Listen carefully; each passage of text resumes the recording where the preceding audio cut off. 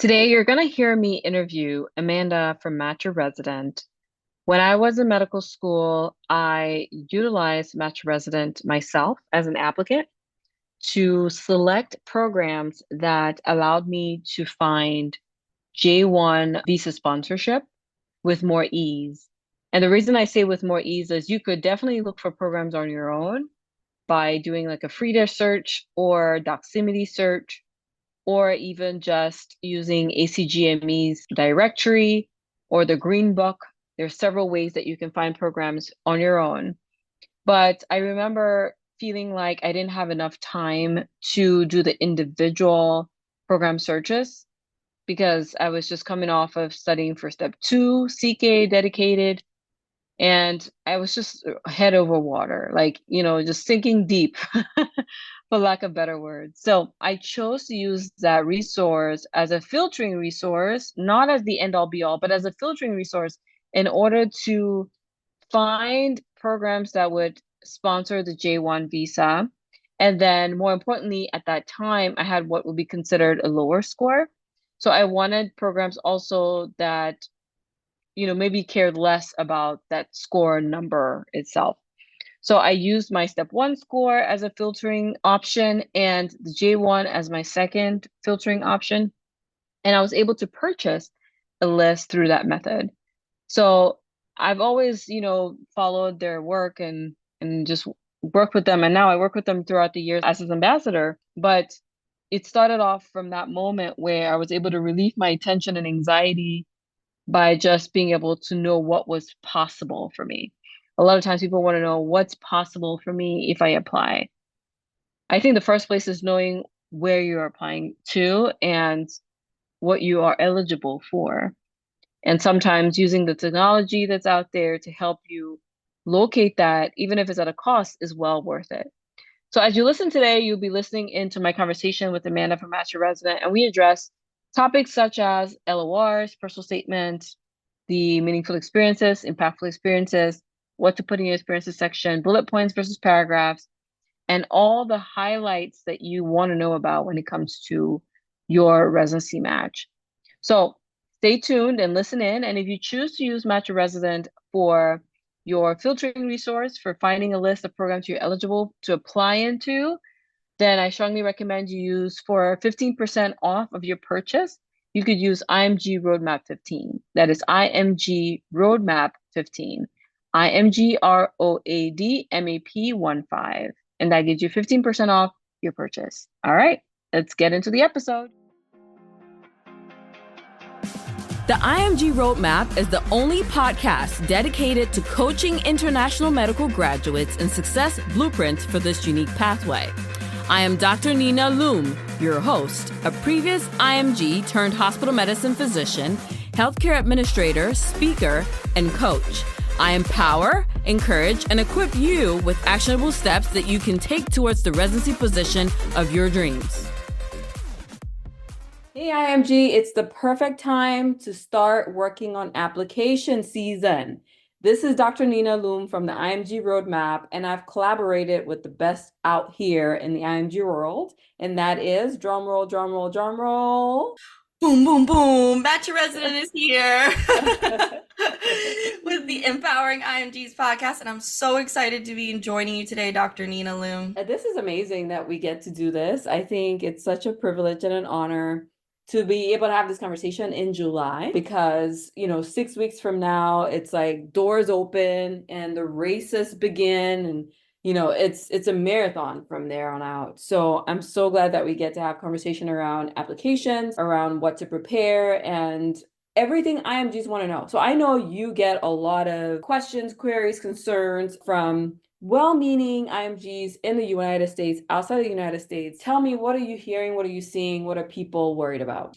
That is a great question, and that's so true. We get a lot of concerns from different IMGs in many different scenarios, but I do find that there are similar things that are always plaguing them. And one of the main things, and this is a broad thing though, it's how do you get your application to stand out? And what do I need to have prepared in order to do that? And I think you made such a good point in saying this is the time to be thinking about that, because 6 weeks from now, it is just going to be so crazy. You are going to be feeling like you're running around with your head cut off. But if you prepare now and you have all of your ducks in a row and you understand how you're strategizing your application, how you want to approach this cycle, it will really make you feel a lot more calm and sure of yourself. So things that we're hearing is, what type of LORs do I really need? Is it important that they're all US based? When do I need to obtain them by? Things like, how do I get my visa? How do I figure out the pathways in time? I know there are so many things that IMGs are going through, but I ultimately try to just give the advice of taking it one step at a time. There are so many different tasks. Create that checklist. Start planning it out and getting yourself organized so that you don't feel like you're scrambling. Absolutely, 100%. I agree with all that. And I think today we should, maybe address some of those concerns that I know are plaguing IMGs across the world. And the reason I say I know that is obviously I run a private coaching program for international medical students and graduates. And we had our session yesterday where we were actually just going over the US application. And we've done this like multiple times since the start of the year. This is our third time doing it. And even through that, there were still questions that came up that we've never addressed before. So I know for a fact that this is, as someone who's also been there, I filled out an application form, not only once, but twice for residency and fellowship. So I know how it feels. And having been a chief resident before, I reviewed multiple applications. And now even as a coach for IMGs who are seeking residency positions in the US, I review applications every single year, editing, proofreading, assisting applicants with getting that information out, like what makes them unique on their application, how to leverage language, and even how to leverage their past experiences. I find that a lot of students do not know what experiences to highlight, right? And I thank God that they actually cut it down to 10 experiences, because in the past, it was like crazy. People would have 20, 30 experiences on the application, and a lot of it was just fluff, Yeah. a lot of it was just fluff, for lack of better words. And so I think that they're asking valid questions and we're going to address them. So I think here's what we do. Maybe we walk through, some of those key items, like we could pick, LORs, and we touch on it, and we go Yeah. into experiences, and we go into personal statement, and just give an overall kind of view, because this information is beyond the scope of a podcast. Okay, let's just be honest. It's beyond the scope of the podcast. We're talking people's lifetimes, their educational pathways that have taken years, even decades to build. So we'll try to condense that information and maybe highlight some of these things. So I say we start off with, from the very beginning, okay? And a lot of times there are things that are within our control and things that are not within our control. The things that are within our control are the subjective parts of the application. That is like your personal statement. Things that are not within your control are your LORs, right? Like your LOR writer is going to write what they want to write, how they want to write it, when they want to write it, if they want to write it. So that's not within your control so much, but you do have influence as to making those people like you, want to write the letter for you, and what they put into it. And then you have your application as well, which is that form that you fill online. It's a dynamic portal, meaning even though there is resources and PDFs, it's something that you're going to feel and type into a computer. And that part you have 100% control over. And I usually tell applicants, if you don't represent yourself well on paper, nobody is going to come knock on your door and pull that information out of your head. Okay. If you've done experiences, or you have past life experiences, work experiences, volunteer experiences, international experiences, role experiences, whatever they are, research experiences, and you cannot sit down right now and count those with your finger, like 1, 2, 3, 4, 5, nobody else is going to know it ever happened. And how you describe your experiences also matter, because they want to know what you have to offer. A lot of the applications have shifted. It's shifted from, oh, you give me what you think I want. No, now it's very much behavioral. I think the whole application is psychological in a sense, because what they're doing is they're allowing you, the applicant, to decide what is meaningful to you, to decide what is unique to you, to decide what is important to you, and present that to them.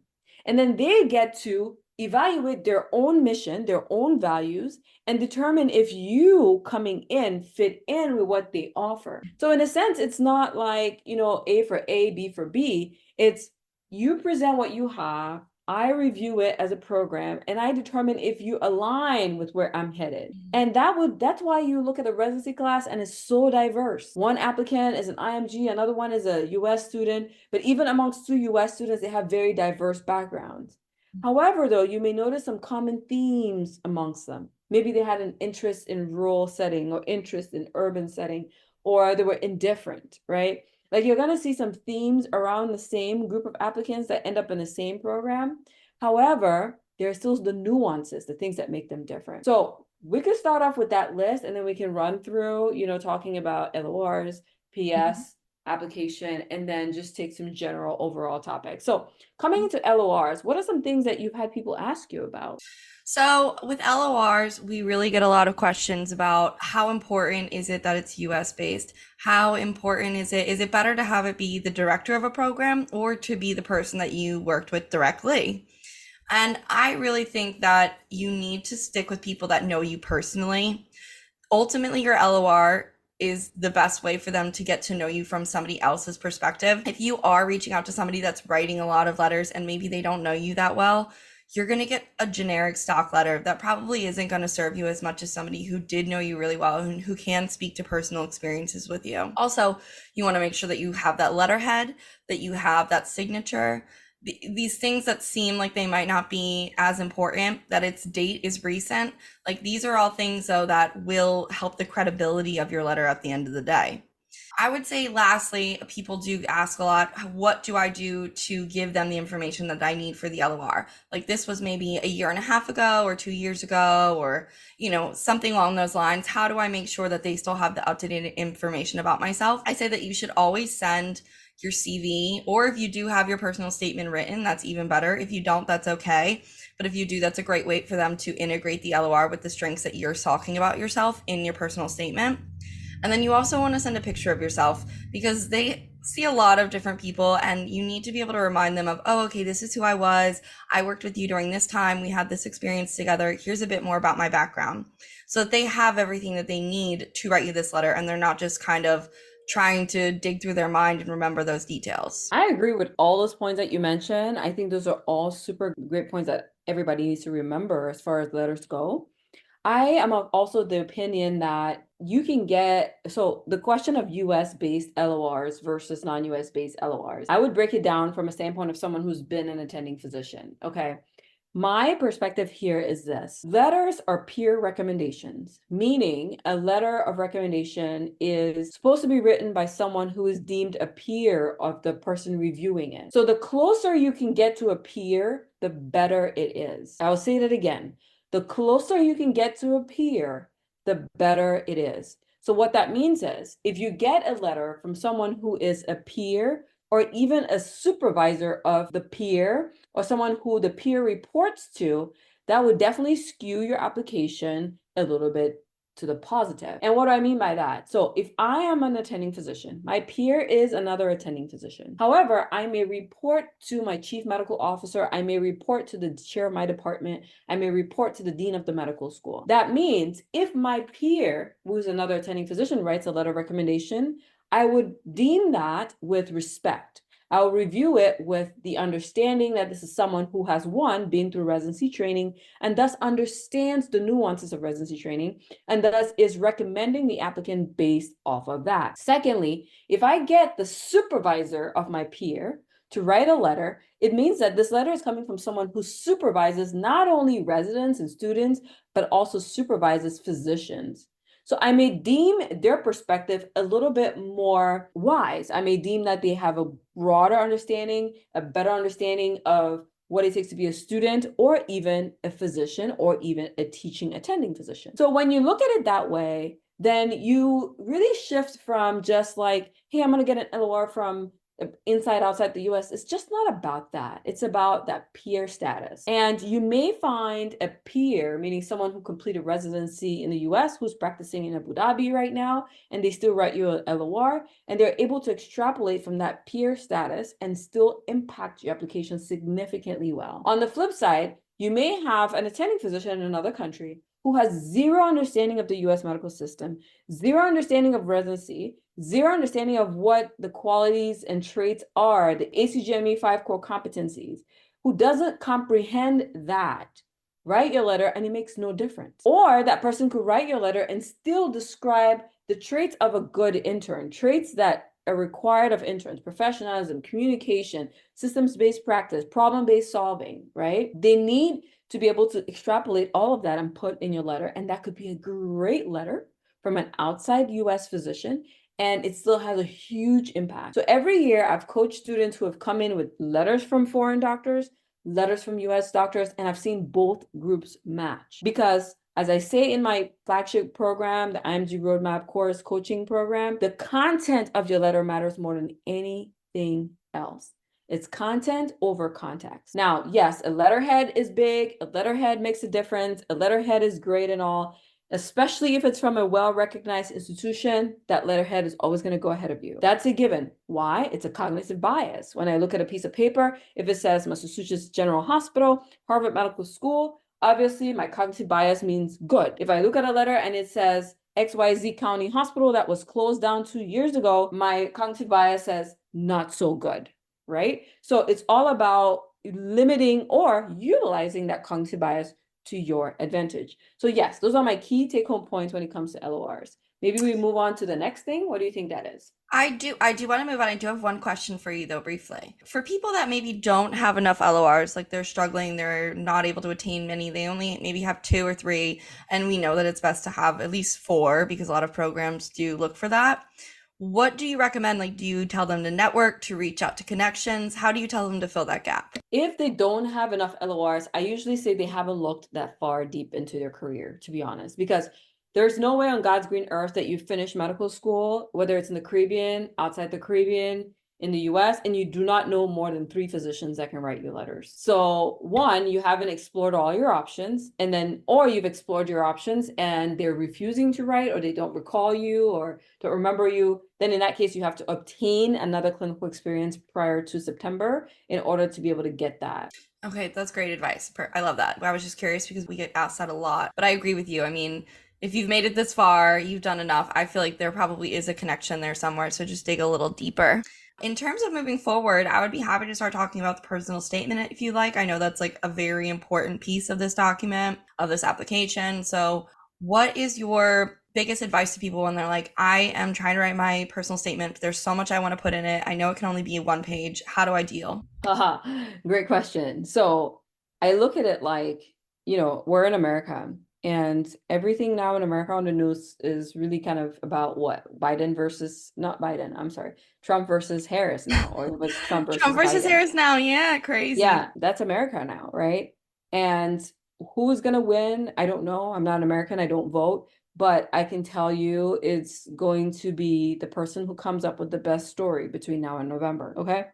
And that story could be whatever it is, a promise, how they speak on the debate, how they speak on the campaign trail, how they influence people, how they take their story and showcase their passion for the country and highlight significant differences between what they have to offer versus the other party. They're going to be extrapolating from their journey, their growth, and things that drive them.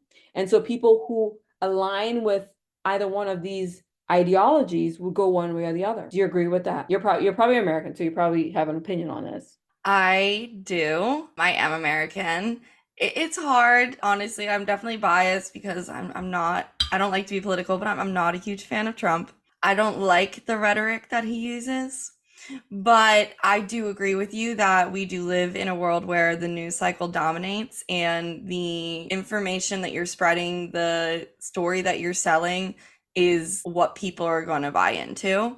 So it has been a bit of an adventure for us over here, for everyone watching from afar. I don't love it either. But yeah, I think that's really well said, to be honest with you. I think between now and then, it's really just going to come down to, especially now with this big change, now it's really just selling yourself to the country, because it's not really, we can't go on, oh, she was president before, or, it's not even just any of those things. Now it's just making your case, which I totally agree with you. That's exactly what a personal statement is. Exactly. So a personal statement is about that narrative arc that you're going to pick. And it's going to be about the story and the highlights that you choose, the passions you choose to die on the cross for. Okay. I'm sorry you don't like Trump, but he's going to have his own passions. Harris is going to have her own passions. and they're going to be fighting for these two different passions, right? And so at the end of the day, whoever wins would have sold their passion to most people and maybe to their electoral college. And that's what we're doing here. And I want everyone that's writing a personal statement to begin to think about, what are my significant experiences? What are my past passions? What are my growth experiences, right? That I have witnessed, I have experienced in my life, and how can I use that to share my passion for this specific specialty? And if you even want to take it up a notch, you'll be going into the specificity of each program. When I say this, and I tell this to my students, they say, well, do you mean we should write a personal statement for each program? Heck yes, if you can. However, it doesn't have to be vastly different from the next, except you're changing the language based on who you're speaking to. And that's why I like the politicians as an example. Because when the politician is in front of a crowd of people from a different part of the country, they speak to the passions for that region.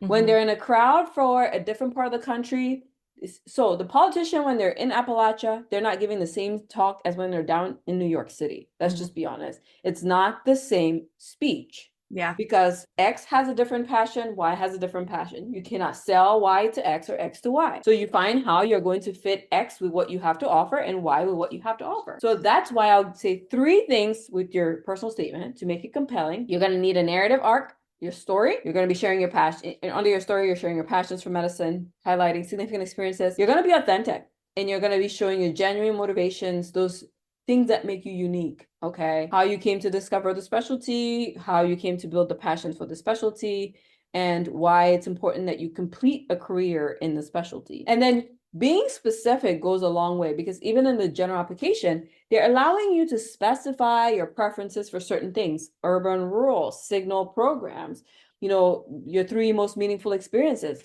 What does that mean? They're trying to get the right resident into the right program the first time, every single time. So the more you can tailor your statements, the better outcome you get. If you go out to a bar and what is that game? I think it's darts, where you shoot a sharp object onto a cork board. Yeah, darts. And yeah, you want to make sure you throw that sharp object to the center to get the target, right? If your statement doesn't target anything, you're never going to get in the center. You're always going to be hanging out somewhere in the periphery and never winning. So you want to make sure that you could tailor your statement to who you're applying into. And that's why before we even start talking about applications, I always ask my students, first, you're going to draft. I want to know where you are applying to, because we act as if all applications are equal or all programs are equal. And that's not true.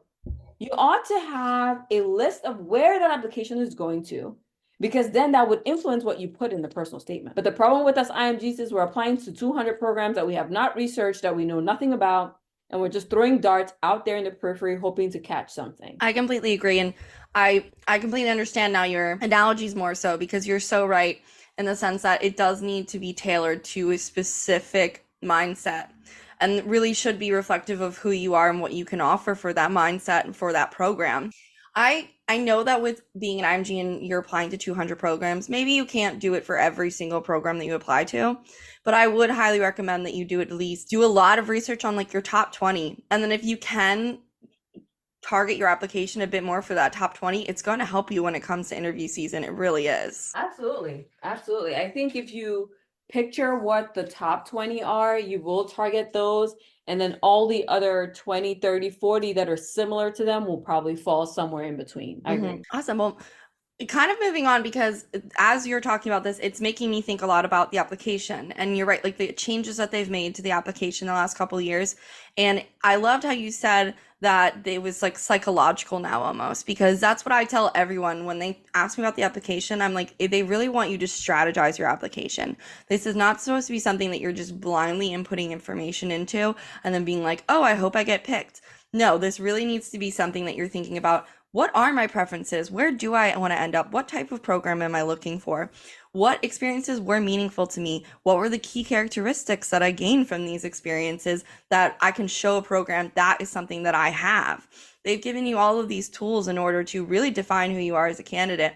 But I think it almost does make it hard sometimes, though, to be broad. Like, I think you really do need to know who you are and what you're looking for. Yeah, I agree that when it comes to experiences, you want to pick out things that have like uniqueness. And a lot of times people think that they're not unique because it's just a clinical rotation, or it's just a USCE, it was just a volunteer, just, right? But the uniqueness is in how you describe your roles and responsibilities and what you did in that experience. I think every experience can be made unique, because guess what? We're all going to have similar experiences. There may be some of us who've like, I don't know, developed mobile apps, or, created a software system, or we flew to the moon, or, things like that. Yeah, that's unique in its own right. Yeah. But what I mean is, if you look at the subcategories that are provided for us under the primary focus areas, they're all going to fall under one of those categories. Okay. So you're not expected to reinvent the wheel.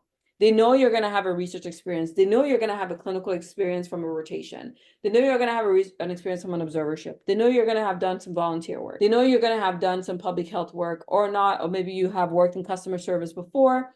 They know you had a prior career. So whatever those things are, it is unique, because as a doctor or a medical student, it is almost expected that you would have that. Now, the difference is in how you highlight that description, where they give you 700 characters to talk about what it is that you did in that specific project. And now publications, yeah, we may all have publications, but what's going to be unique is what our publications are about, or where they were published, or where our posters went, or where we did our oral presentations. So don't feel like your experience is not unique enough, right? And I have people ask me this question, like, how far back can I go? I'm like, if you did it before now, it was in cumulation to this moment. So if it was important to you before now and has been a highlight of your career, it doesn't matter if it was in med school or pre-med. You have to be the one to extrapolate how unique or meaningful that particular experience was for you. And I believe experiences is so nuanced, and I don't think we necessarily need to go into the weeds of every single type of experience. Because when I do this talks with IMGs, the question I get is, how about my experience here? Is it valid? How about my experience here? Is it valid? And I would tell you, any experience is valid depending on the meaning you attribute to it, in relation to where you're headed, in relation to your future residency program. I think that's so well said, and I am completely agreeing with you on that front. I do think that the way that you frame it is the most important. So I am curious, like in terms of formatting, because I'm sure you get this question a lot. Are you for paragraphs or for bullet points? There is no evidence that proves that one is superior to the other. There is absolutely no research that I have seen that proves that one is superior to the other. That being said, I let people write how they want to write. However, I prefer bullet points. I wrote mine in bullet points. I still write my applications in bullet points because I'm able to clearly articulate in bullet points than I am in paragraph. I get lost in paragraph. I was curious because we always would say we thought that paragraphs, because it created more of like a narrative and you could talk about what you've learned from it. But if you were able to do that in bullet points, then I don't see why there'd be any issue with that. I think it's about communication, and you can communicate effectively with bullet points or paragraphs. Well, thank you for your input on that question. We get that one a lot. And I always tell people that there is no set answer. There really isn't. It's just also what we've gone off of for so long. But we've also had people who we've done it for bullet points and they really want to stick with bullet points, and they're successful with that as well. So I just think, like you said, it is how you frame it. And it's also not just like blindly just listing what you did and not talking about what you learned from it. Like, I think you could say, improve my patient skills by taking information and sharing preventative health information, stuff like that, rather than just saying like, intook patients. Right. So a bullet point doesn't have to be a phrase. It could be a sentence, which intook patients will be a phrase, or just like, I guess, 2 words. But it could be participated in patient intake of an average of 12 encounters a day at a primary care facility. That could still be a bullet point. Yeah. Or it could be written like that and follow with another sentence right after it, making it a paragraph. Yeah, no, I'm just curious. I'm just picking your brain here because of the times that I've had questions and the editing that we've done as well. Do you find, like, do you actually say in the description, like, the skills that you learned, or do you feel that you can just kind of, like, more so say what you did and then it's inferred? Oh, no, I always recommend that when you are sharing your experiences, I have a method that I use and I teach my students, which usually encapsulates defining the context. Under context, roles, and responsibilities, I always extrapolate from the lessons learned. So I'm not just listing tasks. You don't want to list tasks. They ask you not to list what you did. but to share how it impacts you as well. Okay. So if you learned a lesson, or if you grew from an experience, or you achieved another level of enlightenment in your medical career, or this is where you got to learn about systematic reviews, or this is where you got to understand social determinants of health, or where you got to learn how to perform a particular type of musculoskeletal examination or proper neurological examination, or you administered dementia testing and were able to classify patients or help people through a certain type of diagnosis, treatment plan. Yeah, you can highlight those because those could be important to you. Okay. Yeah. No, I love that. I love that. I just was curious how you like framed what your advice was to people, because I feel like you're so eloquent and you know how to make sure that something stands out. So I feel like I'm learning a lot. So I really do appreciate us doing this today. Oh, thanks. I like that we're doing it too, because I didn't realize how much there still is to share on these topics. You know, a lot of times I spend a lot of time talking about it, but I don't realize that it hasn't reached everybody yet. You know what I mean? Yeah. I mean, especially with all of the little nuances in the experiences section now, like the primary focus area, the key characteristics, all of those things, I just find them interesting that when they introduced them, it kind of did change the way that you had to approach the application. And another new thing that they introduced, obviously, was the impactful experiences section. How did you feel about that? What did you think about that as a tool, especially for IMGs? I think for impactful experiences, it's not mandatory. So I usually tell students, you know, because I last year I was coaching, I do one-on-one like private coaching, usually August to September for applicants. And I had a student who told me, she's like, I don't have anything to share in that department. And I was like, that's perfectly fine, because when you look at the data for the prior year, I think about less than 60% of people filled that. So Yeah. there's a great majority that did not fill that out and still matched. So doesn't mean that you must have had a life-altering experience to be a resident physician. You may have not experienced something that you consider impactful, and you're still good for residency. Totally.